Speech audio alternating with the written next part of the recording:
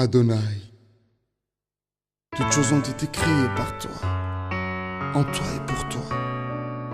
Oui, tu es le Logos. Mais à tous ceux qui l'ont reçu, à ceux qui croient en son nom, elle a donné le pouvoir de devenir enfant de Dieu. Je répète encore, la Bible dit, mais à tous ceux qui l'ont reçu, à ceux qui croient en son nom, elle a donné le pouvoir de devenir enfant de Dieu. Souligne avec moi pouvoir. Souligne encore devenir. Tu peux souligner cela. J'aime bien la version d'Arby de la Bible qui dit, mais à ceux qui l'ont reçu, il leur a donné le droit. Alléluia. Dans la version d'Arby, il est écrit, à ceux qui l'ont reçu, il leur a donné le droit. C'est un droit d'être enfant de Dieu.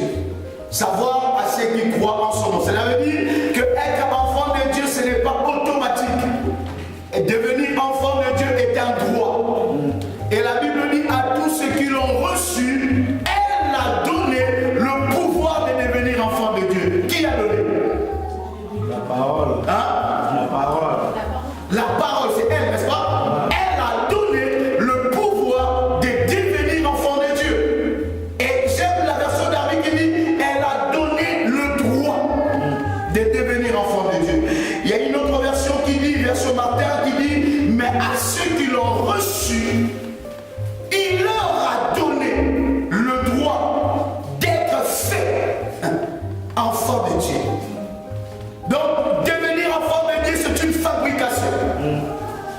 Alléluia. Être enfant de Dieu, c'est pas venir à l'église. J'ai souvent l'habitude de dire, quand tu viens tout le jour à l'église, tu peux faire 10 ans que tu viens à l'église, tu ne deviendras jamais enfant de Dieu. On ne devient pas enfant de Dieu quand on a fréquenté l'église. On devient enfant de Dieu quand on a cru à la parole de Dieu. Alléluia. Quand tu crois à la parole de Dieu, tu deviens enfant de Dieu. Et la Bible dit à tous ceux qui l'ont reçu. D'abord, avant de croire, il faut d'abord recevoir cette parole. Je reçois la parole de Dieu, je crois à cette parole et je deviens. Il y a une transformation. Vous savez, cette transformation, je vais donner l'exemple de la chenille et du papillon. Amen. Vous connaissez une chenille, n'est-ce pas? La chenille, c'est d'abord une chenille. Mais quand la chenille connaît la transformation, il devient un papillon. Donc cela veut dire qu'il devient comme il n'était pas auparavant. Quand on regarde une chenille et un papillon, il n'y a pas de comparaison. Mais avant, la chenille était d'abord, plutôt le papillon était d'abord une chenille. Alléluia. Je vais aller doucement pour nous faire comprendre le domaine du prophétisme. Le prophétisme, ce n'est pas seulement en parlant ou en déclarant. Il y a des obligations, il y a des choses qui nous font entrer dans le mystère du prophétisme. La première des choses, pour vivre le prophétisme, tu dois d'abord être enfant de Dieu. Amen. Ceux qui écrivent peut écrire avec moi. Tu dois d'abord être enfant de Dieu. C'est vrai, bien aimé dans le Seigneur, tu peux dire le prophétisme, c'est de créer avec Dieu. C'est d'écrire une autre page d'histoire. C'est d'écrire une page de la Bible avec Dieu. Mais pour que tu rentres dans ces choses-là, tu dois d'abord, la première des conditions, être enfant de Dieu. Dis avec moi, enfant de Dieu. Dis avec toi, dis encore très fort, enfant de Dieu. Tu dois d'abord être enfant de Dieu. Alléluia. Maintenant, pour être enfant de Dieu, il faut quoi? Il faut recevoir la parole. Il faut faire ce que Dieu veut. il y a des choses pour devenir enfant de Dieu. J'ai dit bien enfant de Dieu. Pour devenir enfant de Dieu, tu dois d'abord recevoir la parole. Cela veut dire, pendant que nous sommes en train de parler, pendant que le Saint-Esprit est en train de te parler, tu reçois la parole de Dieu. Ça, c'est la première des choses. Après avoir reçu la parole, tu dois croire la parole de Dieu. Parce qu'il y en a qui reçoivent la parole, mais qui ne croient pas. Il y en a qui écoutent le même message que je suis en train de vous annoncer. Et mais qui est enfant de Dieu, le diable sait que cette personne a le pouvoir. Amen. Alléluia. Le diable sait que cette personne-là a le pouvoir. La Bible dit, enfin, ils ont reçu le pouvoir de devenir enfants de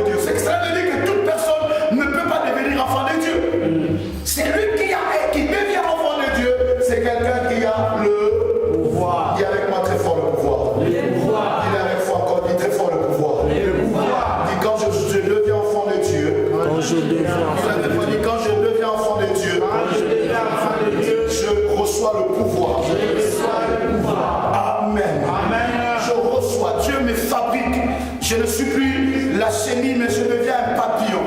Je commence à voler. Je commence à aller plus loin. Là où je ne pouvais pas arriver, je peux arriver. Parce que je suis devenu enfant de Dieu. La deuxième version nous dit, non seulement que j'ai le pouvoir, mais j'ai le droit. Je commence à avoir des droits. Avant, j'étais privé des droits. Avant, je n'avais même pas le droit à la bénédiction. Mais quand je deviens enfant de Dieu, la bénédiction, je ne peux plus la chercher parce que c'est mon droit. Amen. Alléluia. Est-ce qu'un enfant peut dire à sa maman de l'aimer? Non. Un enfant ne peut pas dire à sa maman de l'aimer.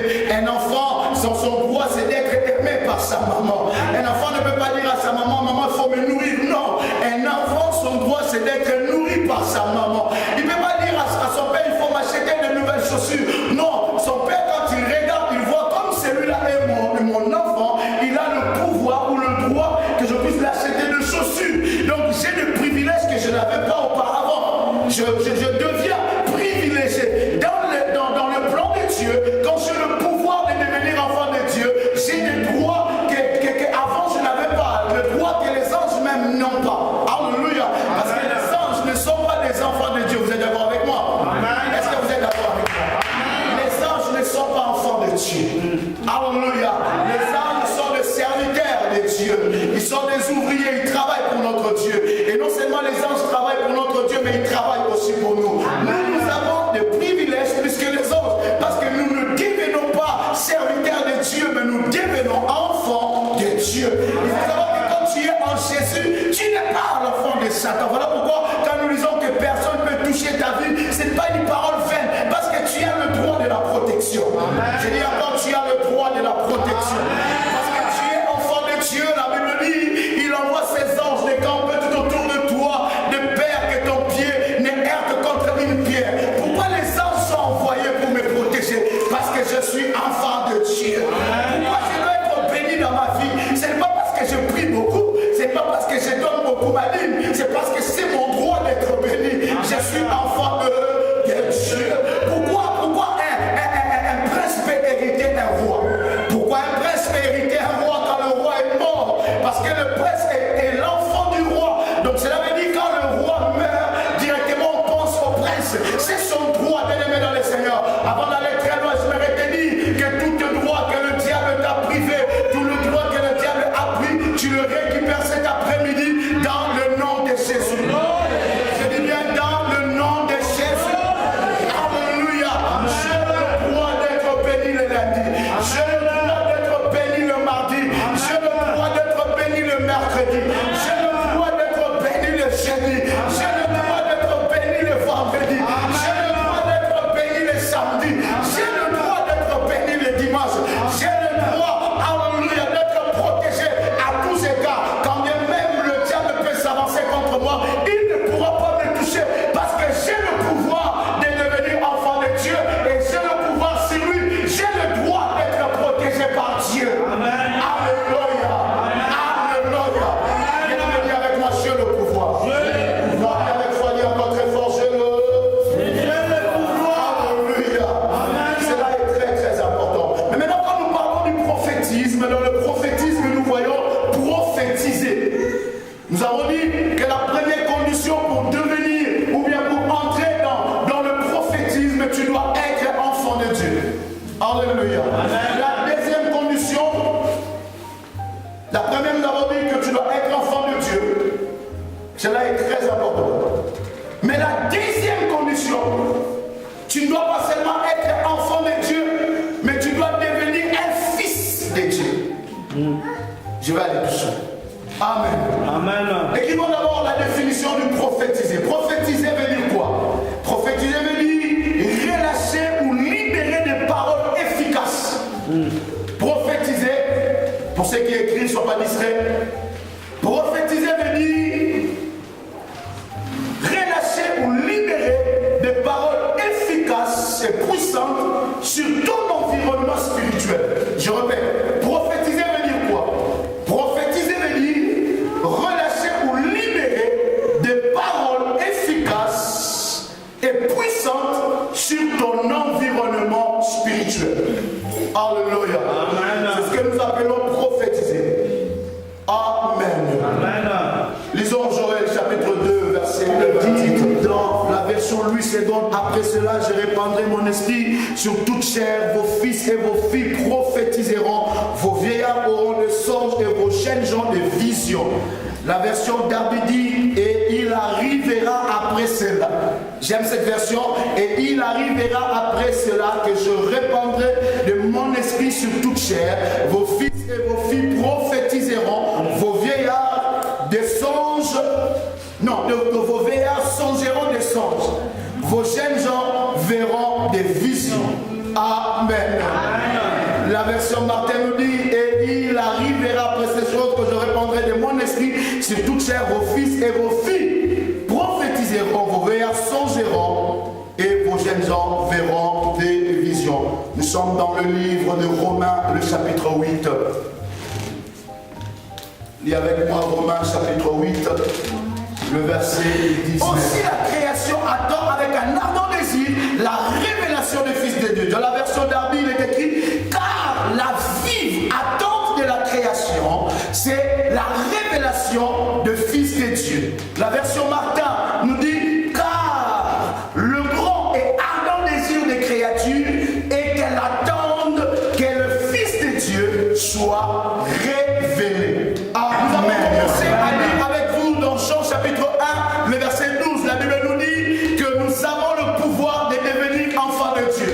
Et nous avons dit que c'est le premier élément ou la première condition pour entrer dans le prophétisme. Pour vivre le prophétisme, tu dois d'abord être enfant de Dieu.